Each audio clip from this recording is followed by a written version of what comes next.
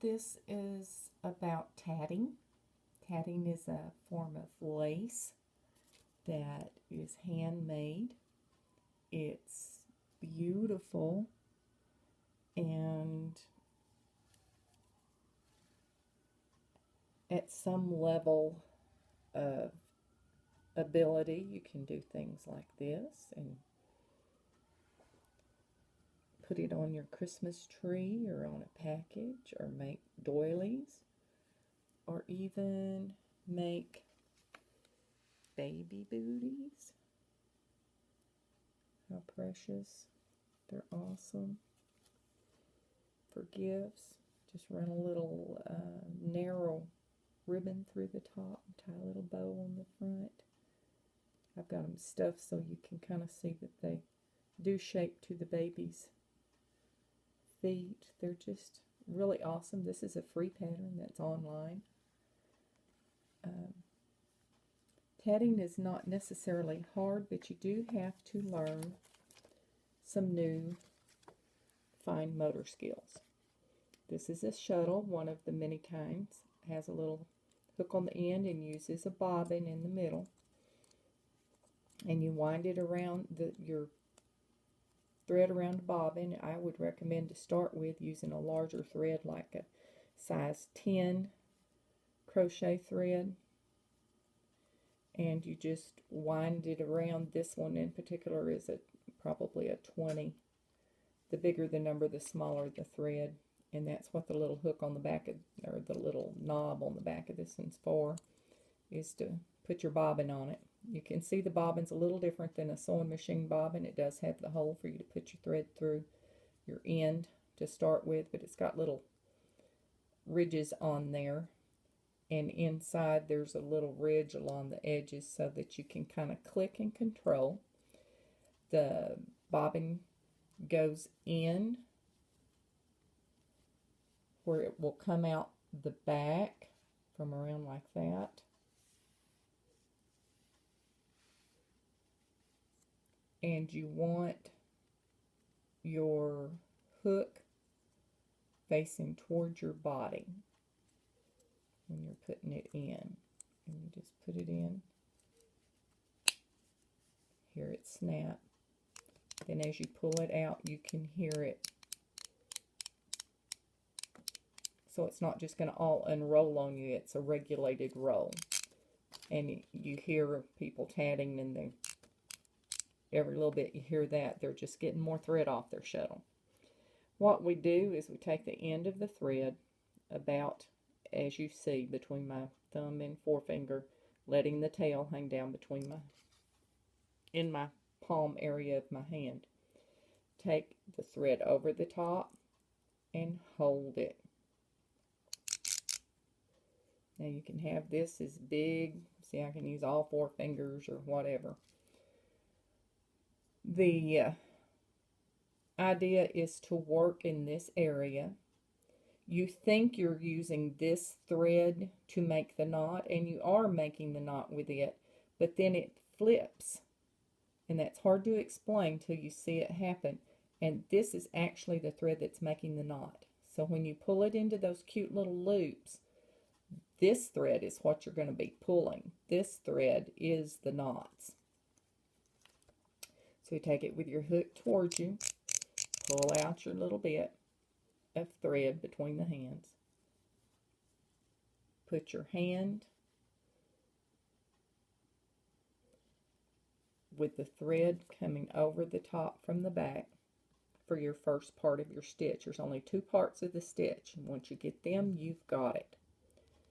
You're going to slide. See, I'm working between those fingers, and I'm trying to pull my hands where that they'll show you what I'm doing. And I just slip it, and see how the shuttle is going between. Okay, now here's the flip. Aha! Did you see it? The twist changed from this thread to this thread with my finger using as tension to pull it. Okay, that was the first part of the knot. can't hold my hand still enough for you to see it hardly. Now the second part is very much like the first, only you're going to use your thumb to hold the thread down where we had it up over the shuttle before. And this time we're going to go over the top and through that little loop in the underneath. Again, watch it flipping. You start out with this thread doing the flipping, and then look, see the thread on my hand on the left is actually the thread that's making the knot. Okay, and there is one. See if I can get it to focus in on it. There you go. There. Okay, now we're going to try a few more of these. If I can reach and find my...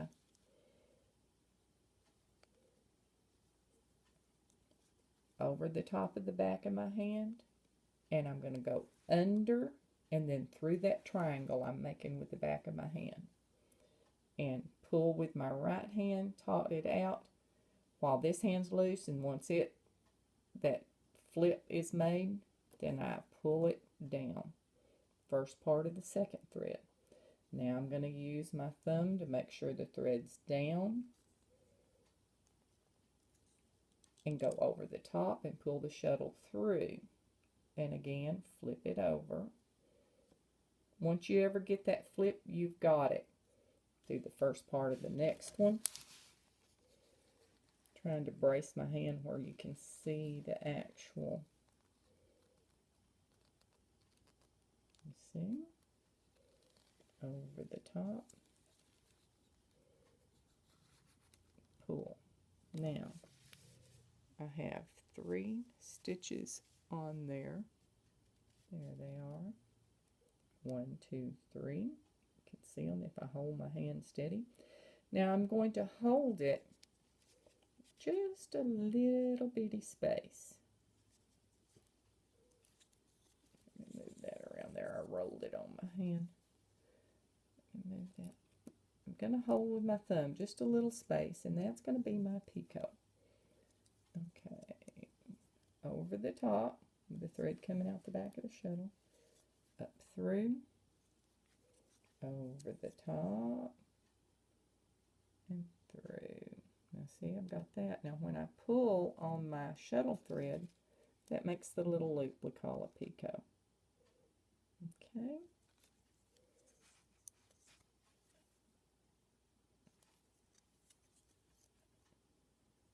Thread over the top of my hand, start going in from under and slip back through above. Second part, thumb holding the thread down and pull back through that way. There's 3 more. So I got 3 stitches, picot, 3 stitches. I'm going to do this where I've got 3 stitches separated by 3 picots. I'm going to go kind of fast because I want to show you how these join.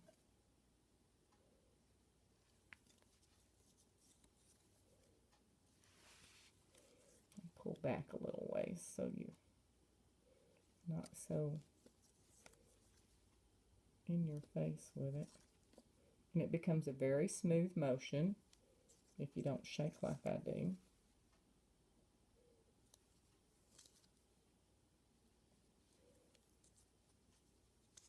Underneath, and then whenever it gets pretty tight, you don't have a lot of room to work with, you keep the stress on it and pull like that, and that pulls some of this thread through the bottom, because see, this thread is just from the shuttle is just what's going straight through there. What's making the knots is the thread around your fingers. Okay, got 3 there. I need 1 more.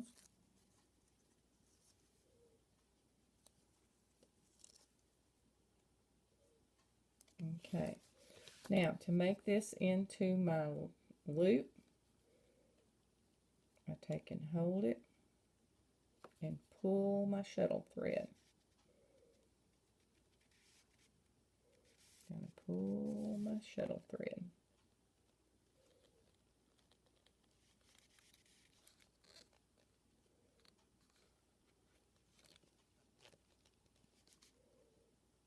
Okay, just like that. Now that is tiny. You can tell from my thumbs that's pretty tiny. Now, we can make things with all rings, or we can make things with a chain through the back. But right now we're just working with all rings. So I'm going to use my thumb to hold a space bare on the thread. Okay? And then I'll show you how we put them together. I'm using my thumb. This one's the tail.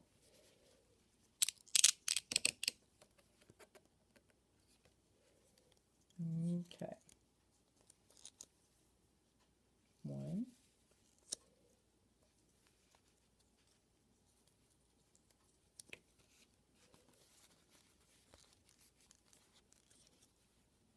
2,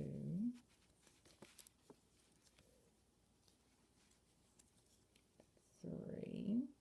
Okay. Now I'm getting ready to attach to this one.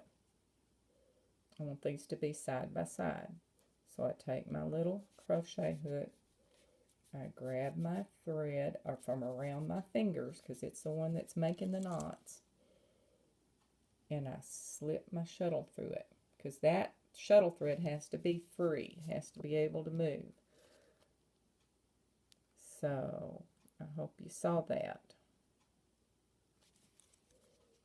Let me take it out and do it again if I can.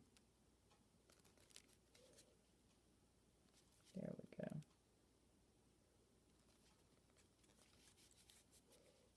Let's see if I can.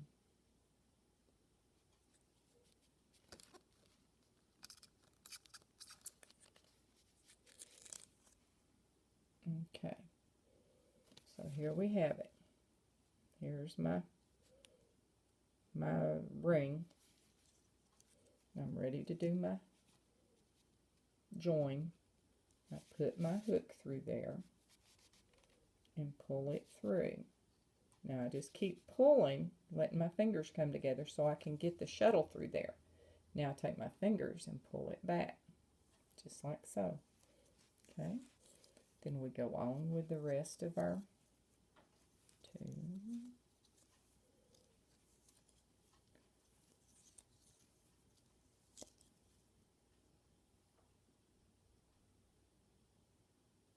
may have done one too many there, but it'll be all right.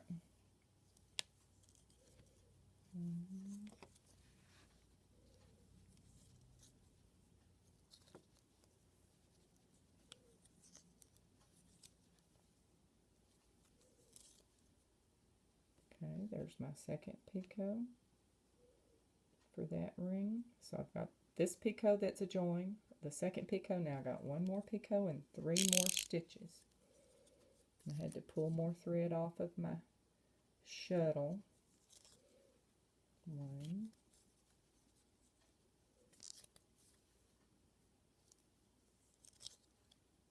2,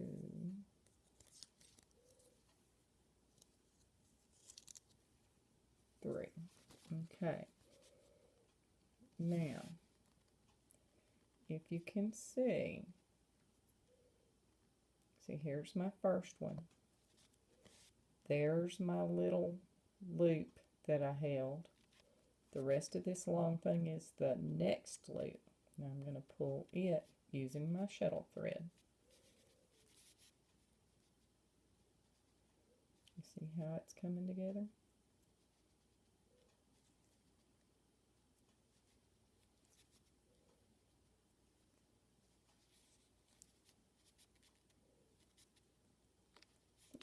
I dropped it. I'm having to watch this off the camera too, and it's kind of hard to, makes my depth perception weird. Okay, and that is how that works, and you just keep making loops of that. This would just be great around the edging on something.